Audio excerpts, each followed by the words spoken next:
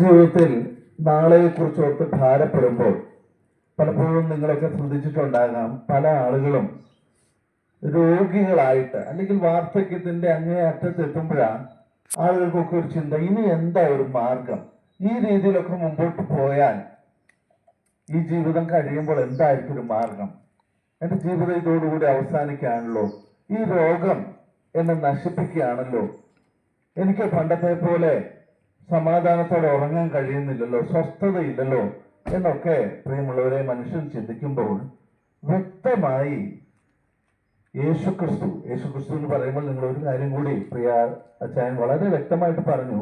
യേശു ഒരിക്കലും ഒരു മതത്തിന്റെ സ്ഥാപകനല്ല. ഏതെങ്കിലും ഒരു മതത്തെ ഉയർത്തുന്ന വ്യക്തിയായിരുന്നു യേശുവെങ്കിൽ ഞങ്ങൾ ഒരിക്കലും ഒരു സന്ദേശവുമായിട്ട് ഒരിടത്തും വരത്തില്ലായിരുന്നു.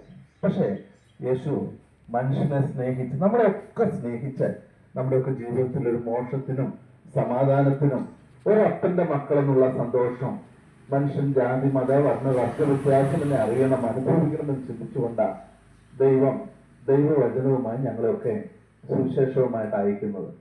പലപ്പോഴും ആളുകൾ ചോദിക്കും, എന്തിനാ നിങ്ങൾ ഇന്ന സ്ഥലങ്ങളിലേക്കൊക്കെ പോകുന്നത്, ഇവിടെയൊക്കെ പോയി എന്തിനാ പറയുന്നതെന്ന്. യേശുവിന്റെ മുമ്പിൽ എല്ലാവരും തുല്യത. പ്രിയമുള്ളവരെ, നമ്മള് മാനുഷികമായ ചിന്തയിൽ നമ്മൾ പല വേർതിരിവുകൾ നടത്തുമ്പോൾ യേശുവിന് ഒരു വേർതിരിവുമില്ല. എന്നെ സ്നേഹിക്കുന്നത് പോലെ യേശു നിങ്ങളെയും സ്നേഹിക്കുന്നു. എന്നെ ഏത് രീതിയിൽ കാണുന്നു അതുപോലെ യേശു നിങ്ങളെയും കാണുന്നു. എന്റെ പ്രാർത്ഥന യേശു കേൾക്കുന്നത് പോലെ നിങ്ങളുടെയും പ്രാർത്ഥന കേൾക്കുന്നു. നമ്മളൊക്കെ കർത്താവായ യേശുവിന്റെ മുമ്പിൽ സമന്മാരാണ്. ഏക കാര്യം നമ്മൾ ചെയ്യേണ്ടത് എന്തെന്ന് വെച്ചാൽ, ഈ യേശു നമ്മുടെ ഹൃദയത്തിലേക്ക് കടന്നു വരണം.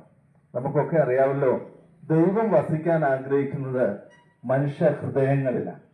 യേശുവാകുന്ന ദൈവം നമ്മുടെയൊക്കെ ഹൃദയത്തിൽ വസിക്കട്ടെ. അപ്പോൾ സമാധാനത്തിനുള്ള വഴി നമ്മുടെ ഹൃദയത്തിൽ തന്നെ നമുക്ക് കാണാൻ പറ്റും. വെളിച്ചം നമ്മുടെ ഹൃദയത്തിൽ തന്നെ നമുക്ക് അനുഭവിച്ചറിയാനായിട്ട് സാധിക്കും. സമാധാനം നമ്മുടെ ഹൃദയം തന്നെ നമുക്ക് തരും. ഈശ്വരനെ ഹൃദയത്തിലേക്ക് സ്വീകരിപ്പാൻ വലിയവനായ ദൈവം കേൾവിക്കാരായ നിങ്ങളെല്ലാവരെയും സഹായിക്കട്ടെ. ഞങ്ങള് ഈ ദേശത്തേക്ക് കടന്നു വന്നപ്പോൾ സൗകര്യപ്രദമായ ഒരു സ്ഥലത്ത് ഈ സന്ദേശം പറയുവാൻ അവസരം ഒരുക്കി തന്ന ദേശവാസികളോടുള്ള നന്ദി ഞങ്ങള് വളരെ സ്നേഹത്തിന്റെ ഭാഷയിൽ അറിയിക്കുന്നു.